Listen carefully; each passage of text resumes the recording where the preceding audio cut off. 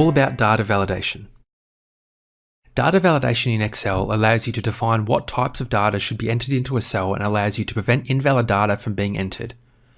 In addition, you can create messages that will tell users what type of data should be entered into a specific cell, then provide instructions for correct input. For example, you can restrict the number of characters permitted in a cell. If you have a column that is for zip codes, you can restrict the number of characters to 5 to prevent typos and other errors. In this lesson, we will learn how to create data validation rules, customize input and error messages, find invalid data in a worksheet, create a data validation drop-down box, locate cells in a worksheet that have data validation rules applied to them, and clear the validation rules from a cell or range of cells. In order to make data validation work, you have to tell Excel what type of data you want to allow in the cell or range of cells.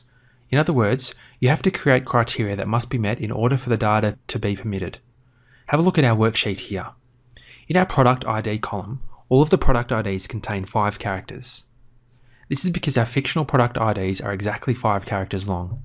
In addition, they are only numbers. There are no letters. We want to prohibit any more than 5 characters being entered into these cells. What's more, we want to prevent letters from being added. To do this, we're going to select a column we want to apply these restrictions to. Next, we go to the Data tab and go to Data Validation and then the Data Validation button. Click on the Allow drop-down box and choose the type of data that you want to allow in the cells or range of cells. Let's choose whole number. We also left the check mark in the Ignore Blank box because it's okay for a cell to be left blank. Now choose the Range View Data from the Data drop-down menu. These options should all be familiar to you, so you should understand how they work to restrict the types of data that can be entered.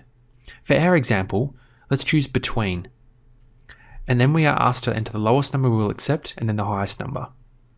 Our lowest number is 10,000. The maximum is 5 nines. Now click OK. Now we can try and enter data into the column which does not meet the criteria, and then press Enter. We are met with this message. We can choose to retry and enter the data again, cancel and not enter the data, or get help. An input message is a message that appears whenever a cell that contains data validation rules is selected. You can create input messages to let anyone who enters data into your worksheet know what specific type of data can be entered into the active cell. This clues them in, so to speak, so they can enter the type of data that's requested. To enter an input message, go to the Data tab, click on Data Validation and then Data Validation. You'll be brought back to the Data Validation dialog box. Click on the Input Message tab.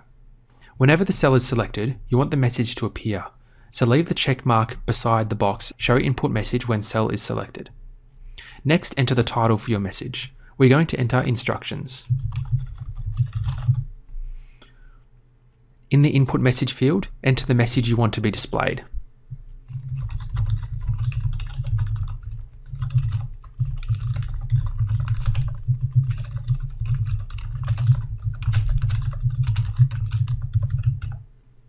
Click OK. Now, whenever a user clicks on a cell that contains the data rules we specified, they'll be greeted with this message here.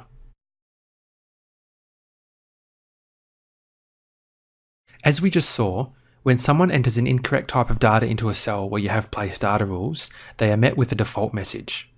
You can customize this message to try and provide instructions so the user will be more likely to press retry. To do this, first select the cells that you want the data validation on. Then click on Data Validation. Then click on the Error Alert tab. Leave the check mark in place because you want the error message displayed so a user knows they've entered an incorrect type of data.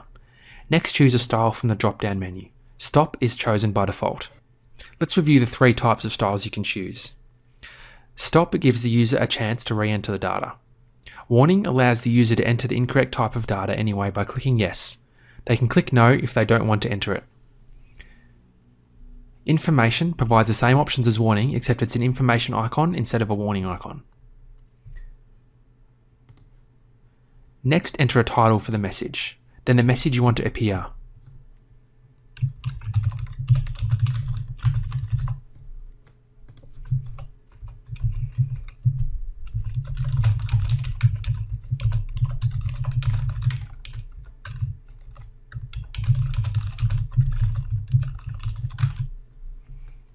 Now press OK. If we enter incorrect data, let's see what happens. This is our new error message. As we just saw, if you set your error message to the styles warning information, users are still allowed to enter invalid data. They just have to confirm that they want to enter it. In our worksheet, we have invalid data that's been entered into the product ID section. What we want to do now is to be able to find the invalid data. To find the invalid data, go to the Data tab. Select Data Validation and then circle Invalid Data. Look what happens to our worksheet. The invalid data is circled for us.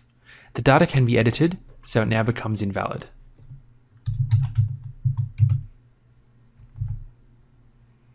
To remove the circles, go to Data Validation and then Clear Validation Circles.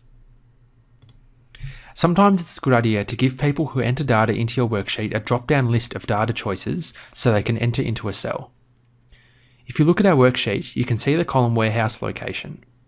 In order to prevent the wrong type of data from being entered or typos from occurring, we can create a drop-down list in each cell that gives a list of warehouse locations to choose from. To do this, we're going to create a list of warehouse locations.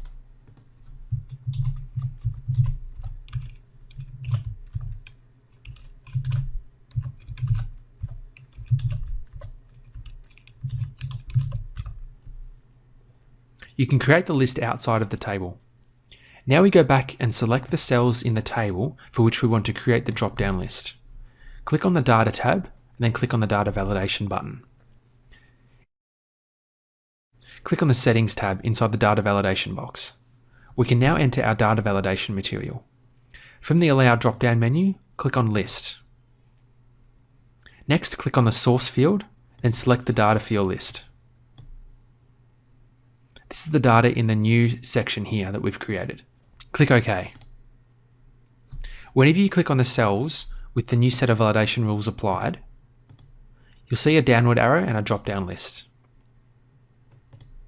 To find cells that have data validation rules applied to them, click on the Home tab and go to the Editing group. Click the Find and Select drop-down menu. Then select Go to Special. Put a check besides Data Validation and then All, and then click OK. Excel then highlights all cells with data validation rules applied. You can also find which cells contain certain data validation rules. In our worksheet, let's click on a cell that has data validation rules applied to it. We want to find what cells have the same rules. Go to the Home tab, choose Go to Special from the Find and Select drop-down list. This time, put a check besides Data Validation, then click on Same. Now click OK. You can see the cells have the same data validation rules as the selected cell. If you want to clear data validation rules from a cell or select range of cells, select the cells and then go to the Data tab. Click on Data Validation and then Data Validation again. Then click on the Clear All button and then click OK. The data validation is now removed.